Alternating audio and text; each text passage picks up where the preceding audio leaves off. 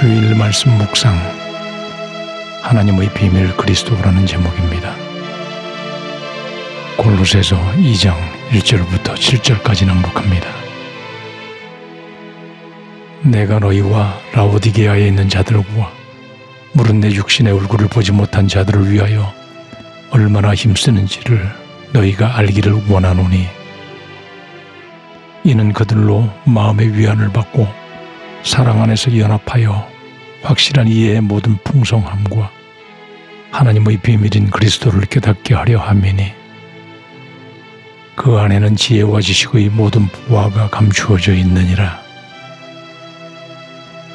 내가 이것을 말하면 아무도 교묘한 말로 너희를 속이지 못하게 하려 함이니, 이는 내가 육신으로는 떠나 있으나 심령으로는 너희와 함께 있어 너희가 질서 있게 행함과 그리스도를 믿는 너희 믿음이 굳건한 것을 기쁘게 봄이라. 그러므로 너희가 그리스도 예수를 주로 받았으니 그 안에서 행하되 그 안에 뿌리를 박으며 세움을 받아 교훈을 받은 대로 믿음에 굳게 서서 감사함을 넘치게 하라. 아멘.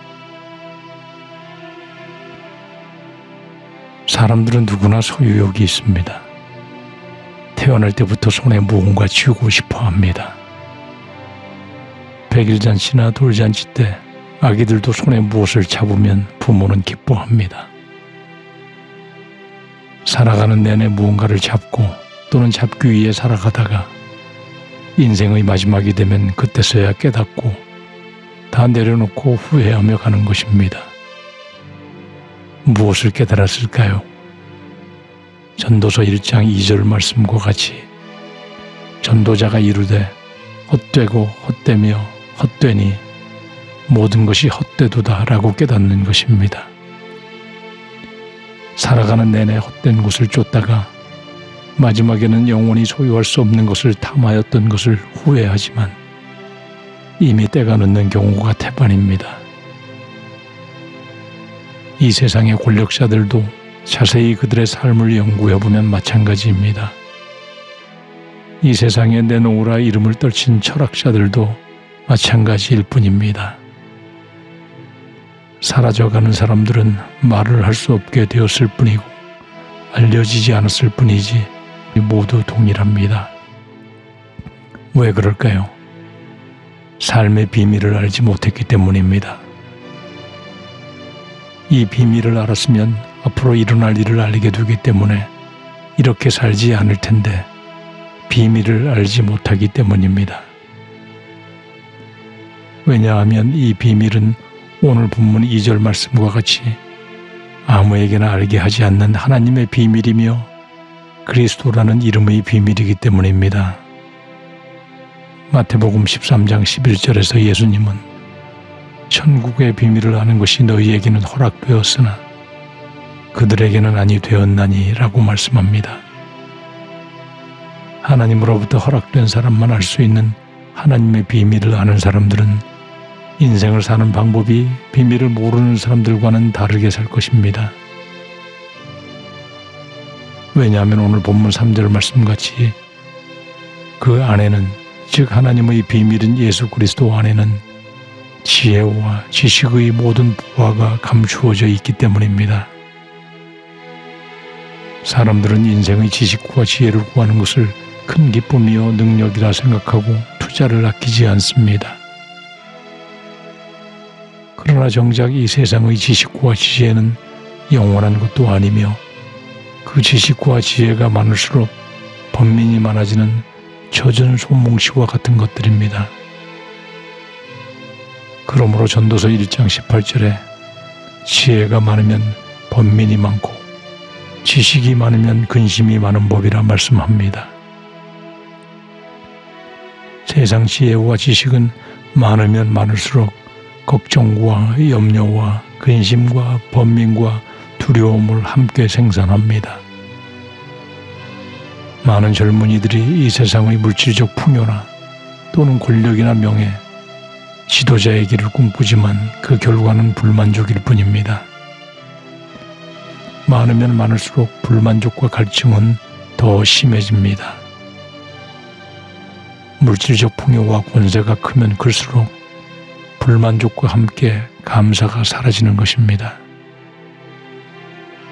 그래서 사도 바울은 이 세상의 지혜와 지식, 그리스어로 소피아라 부르는 지혜와 그노시스라 부르는 지식을 배설물과 같이 생각한 것입니다.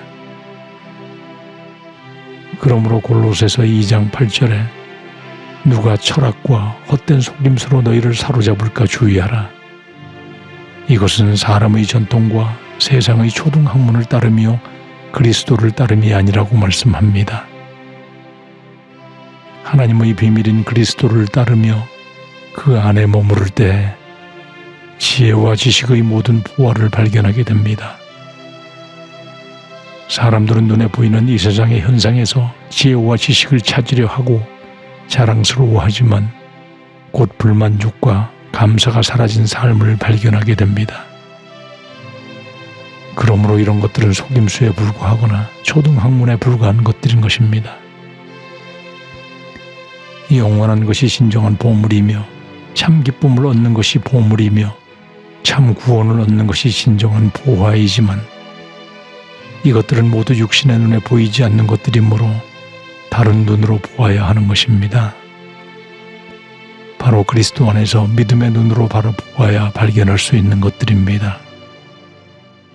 그리스도 안에서 믿음의 눈으로 볼 때 오늘 본문 말씀처럼 참 지혜와 참 지식의 보물을 발견하게 되는 것이며 이를 발견한 사람은 더 이상 세상의 속임수에 속지 않는 것입니다. 더 이상 목마르지 않습니다. 왜냐하면 영원히 목마르지 않는 진리의 샘물을 발견하였기 때문입니다. 그러므로 예수님은 요한복음 4장 13절에서 우물가의 사마리아 여인에게 이 물을 마시는 자마다 다시 목마르려니와 내가 주는 물을 마시는 자는 영원히 목마르지 아니하리니 내가 주는 물은 그 속에서 영생하도록 솟아나는 샘물이 되리라고 말씀하십니다. 그러므로 우리는 소유하면 소유할수록 목마르고 또 다른 물을 끊임없이 찾아 헤매게 만드는 세상의 보물을 떠나 하나님의 비밀인 예수 그리스도 안에서 참 지혜와 참 지식의 보물을 발견해야 할 것입니다. 그 결과는 무엇일까요? 먼저는 더 이상 속지 않습니다. 물질의 손실은 작은 것이지만 돌이킬 수 없는 인생의 시간이 소모되어 버립니다. 둘째는 감사함이 넘치게 됩니다. 2장 7절 말씀에 그 안에 즉 그리스도 안에 뿌리를 박으며 세움을 받아 교훈을 받은 대로 믿음에 굳게 서서 감사함을 넘치게 하라는 것입니다. 셋째는 진정한 자유함입니다.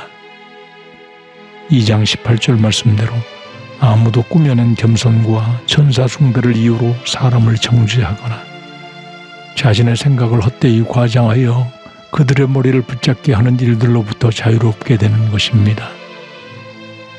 왜냐하면 그리스도 안에 있는 사람들은 모든 통치자와 권세의 머리이신 예수님을 붙들고 있는 사람이므로 그리스도의 지혜와 지식의 보화가 함께하는 사람들이기 때문입니다.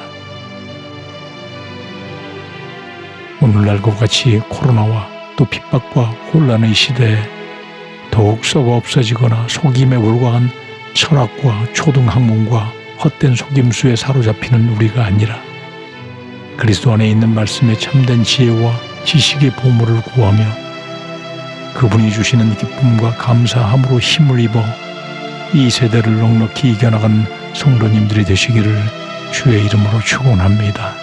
아멘.